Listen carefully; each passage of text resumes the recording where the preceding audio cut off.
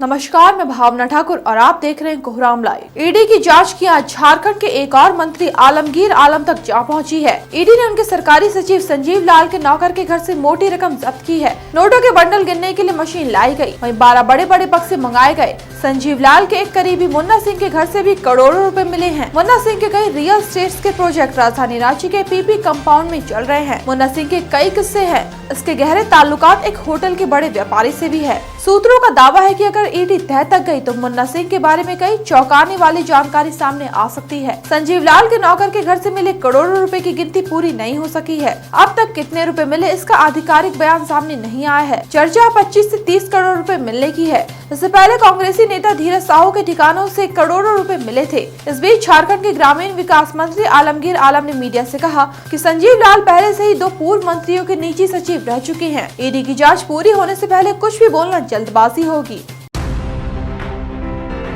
झारखंड भाजपा के प्रदेश अध्यक्ष बाबूलाल मरांडी ने कहा कि ईडी की गोपनीय चिट्ठी नौकर के नोटखाना तक पहुंच जाना बेहद शर्मनाक और संवेदनशील है। इससे झारखंड में इन भ्रष्ट मंत्री और अधिकारियों की निर्लज्जता का अंदाजा लगाया जा सकता है। जिस पत्र के आधार पर कार्रवाई होनी थी उसे दबाकर अकूत संपत्ति अर्जित करने का धंधा चलते रहा। यह पत्र ईडी ने झारखंड के मुख्य सचिव के नाम भेजा था। ग्रामीण विकास विभाग के निलंबित चीफ इंजीनियर वीरेंद्र राम की गिरफ्तारी के बाद ईडी ने यह पत्र भेजा था। यह पत्र मुख्य सचिव के पास से होते हुए विभागीय सचिव के पास पहुंचा था। बाबूलाल मरांडी ने झारखंड के सीएम चंपई सोरेन से डिमांड की है कि इस बात की जांच सीबीआई से कराई जाए। आखिर गोपनीय चिट्ठी किन किन लोगों के पास से गुजरते हुए नोटों के खान के बीच पहुँच गयी। पहाड़ पर मिले कंकाल की पहचान लंबे बाल के चलते हो गई। जिस गांव में ये लड़की रहती थी वहां के लोगों ने इसे पहचान लिया। कंकाल से कुछ दूर इस नाबालिग लड़की के मिले कपड़ों को घर वालों ने पहचान लिया। रेप के बाद इस लड़की की गला घोटकर हत्या कर दी गई थी। वहीं साक्ष्य सबूत और नामो निशान मिटा देने के लिहाज से उसे एसिड से जला दिया गया था। मिले क्लू पर पुलिस ने पिंकू मंडल को उठा लिया। पिंकू टूट गया और अपना गुनाह कबूल कर लिया। उसने पुलिस को बताया कि वो अपने गाँव में रहने वाली इस लड़की से बेइंतहा प्यार करता था और घर वालों ने उसका रिश्ता देवघर में तय कर दिया था। उसने कई बार लड़की को मनाने की कोशिश की, लेकिन हर बार वो शादी करने से इनकार करती रही। तब उसने भयानक मन बना लिया कि मेरी नहीं तो किसी की नहीं। पहले से तय प्लानिंग के मुताबिक उसने बीते 25 अप्रैल को लड़की को तालझाड़ी थाना क्षेत्र के सीमा गढ़ा पहाड़ पर बुलाया और फिर शादी की बात से मना करने पर उसने लड़की को एक पेड़ से बांध दिया। 2 दिन तक उसका रेप करता रहा। रात में घर चला आता था और फिर अगले रोज पहाड़ पर चला जाता। लड़की जब नहीं झुकी तो उसका गला घोटकर उसे मार डाला और शव पर एसिड डाल दिया। इस बात का खुलासा दुमका के एसपी पीताम्बर सिंह खेरवार ने मीडिया के सामने किया। पुलिस ने उस दुकानदार को भी खोज लिया है जहां से पिंकू ने एसिड खरीदा था। लोकसभा चुनाव के तीसरे चरण का मतदान कल होना है। 11 राज्यों और केंद्र शासित प्रदेशों की 94 लोकसभा सीटों के लिए कल वोटिंग होनी है। कल ही पीएम नरेंद्र मोदी, गृह मंत्री अमित शाह समेत कई वीवीआईपी वोटर्स मतदान करेंगे। पीएम मोदी गुजरात की मूल निवासी है, जिसके चलते कल वे अहमदाबाद के निशान हायर सेकेंडरी स्कूल में बने मतदान केंद्र पर अपना वोट डालेंगे। अब तक मिली जानकारी के मुताबिक आज रात ही वे अहमदाबाद पहुँच जाएंगे और गांधीनगर राजभवन में रात्रि विश्राम करेंगे। कल सुबह 7:30 बजे वे मतदान करेंगे। मोदी की सुरक्षा को देखते हुए सारी व्यवस्था कर ली गई है।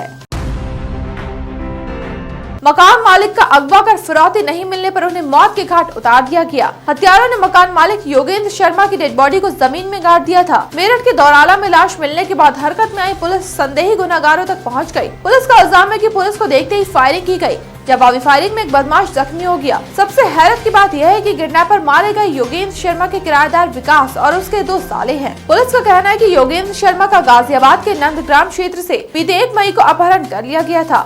अपहरण तब किया गया जब योगेंद्र शर्मा घर का किराया लेने रेंटर के पास गया था। शर्मा को बेहोशी के इंजेक्शन दे दिए गए थे। शंका है कि बेहोशी के इंजेक्शन की अधिक मात्रा होने के चलते योगेंद्र की जान चली गई होगी।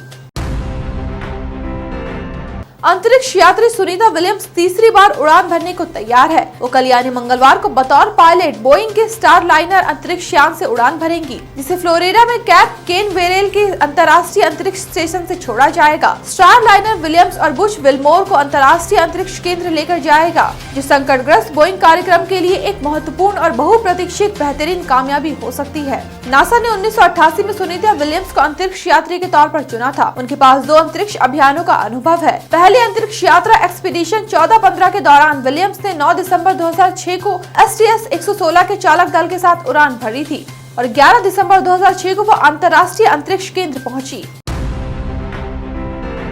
ताइवान की धरती आज फिर डोली है। आज दिन में 7 मिनट के भीतर 2 भूकंप के झटके महसूस किए गए। भूकंप की तीव्रता रिक्टर स्केल पर 5.9 बताई गई। भूकंप के दोनों झटके ताइपे शहर में भी महसूस किए गए। CWA यानी सेंट्रल वेदर एडमिनिस्ट्रेशन के अनुसार 2 भूकंपों में से पहला झटका पूर्वी ताइवान में हुआलियन काउंटी के तट पर आया। इस झटके का केंद्र समुद्र में हुआलियन काउंटी हॉल से 26 किलोमीटर दक्षिण में 15.6 किलोमीटर की गहराई पर बताया गया। 5.9 तीव्रता का दूसरा भूकंप हुलियन काउंटी के तट पर आया। इसका केंद्र समुद्र तट में हुलियन काउंटी हॉल से 27.8 किलोमीटर दक्षिण में 16.1 किलोमीटर की गहराई पर था। खबर लिखे जाने तक भूकंप में किसी तरह के नुकसान की कोई सूचना नहीं आई थी।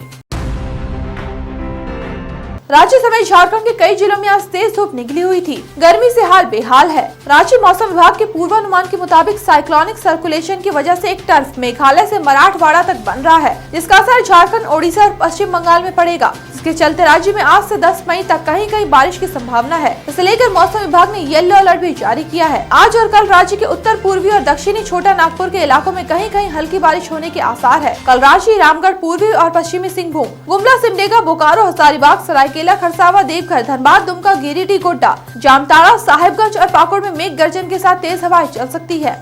बारिश से गर्मी से थोड़ी राहत मिलने की उम्मीद है। ऐसे दिन भर की बड़ी खबरों के लिए जुड़े रहिए कोहरामलाइव.com के साथ।